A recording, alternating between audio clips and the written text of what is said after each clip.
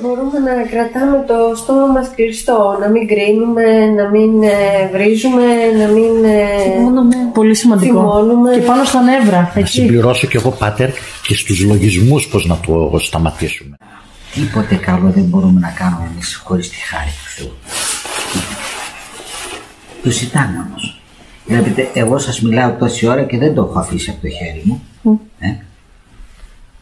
Η χάρη του Θεού είναι αυτή που θα μας βοηθήσει να απαλλαγούμε όχι μόνο από αυτό το πάθος, αλλά από όλα τα πάθη, διότι όλα τα πάθη είναι θανάσιμα. Και το πάθος αυτό βέβαια της κατάκρισης, και πολλές φορές εμείς δεν μένουμε μόνο στην κατάκριση, μπορεί να πάμε και στη συκοφαντία. Διότι αν αυτό που κρίνουμε είναι ψέμα, είναι συκοφαντία. Αν η κατάκριση καταδικάζεται από το Θεό, πόσο παραπάνω η συκοφαντία. Εμείς πολλές φορές λέμε κάποια πράγματα που μπορεί να είναι ψέμα, είναι συκοφαντία. Γι' αυτό καλά θα είναι αυτά τα πράγματα να τα εξομολογηθούμε και να προσέξουμε, διότι ο Θεός δίνει βαρύτητα σε αυτό το θέμα.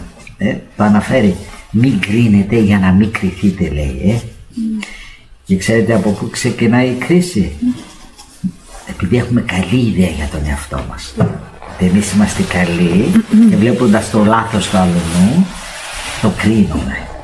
Ενώ ο Χριστός μας λέει, βγάλε και το δοκάρι από το μάτι σου που το έχεις και μετά να μπορείς να βγάλεις την ακίδα και το σκουπιδάκι. Διότι πραγματικά, αν το σκεφτείς, αυτό που είδαμε στον αδελφό, ό,τι και να είναι ένα πάθος, είναι δύο πάθη. Είναι σε μια ακίδα μικρή. Αν γυρίσουμε στον εαυτό μας, θα βρούμε 298. Και αν θέλετε έχω και αποδείξει.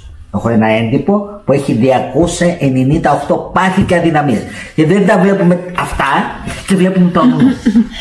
Βλέπουμε στο νου, ένα το βλέπουμε, ένα-δύο. Και το κρίνουμε. Τέτοια τύφλα έχουμε δηλαδή. Φοβερό, δεν είναι φοβερό?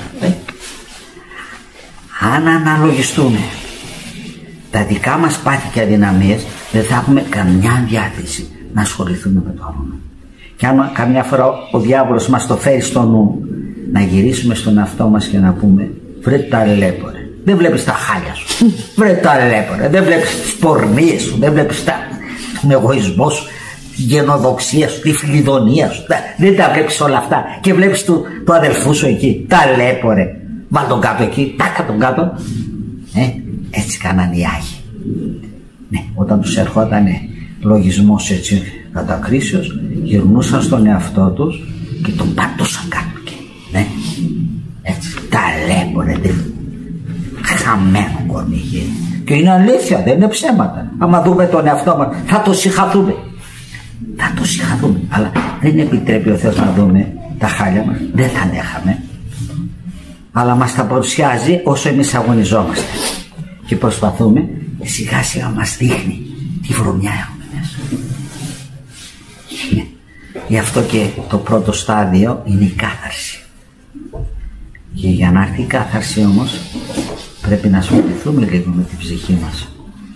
Και αν δεν μπορούμε μόνοι μας να συμβουλευτούμε κάποια έντυπα τα οποία αναφέρουν τι είναι αμαρτίες και πόσες είναι αμαρτίες, και διαβάζοντας τα είναι σαν έναν καθρέπτη και θα τρομάξετε, γιατί δεν υπάρχει πάθος και αδυναμία το οποίο δεν το έχουμε κάνει, είτε γνώση, είτε εναγνία, είτε εκουσίως, είτε ακουσίως.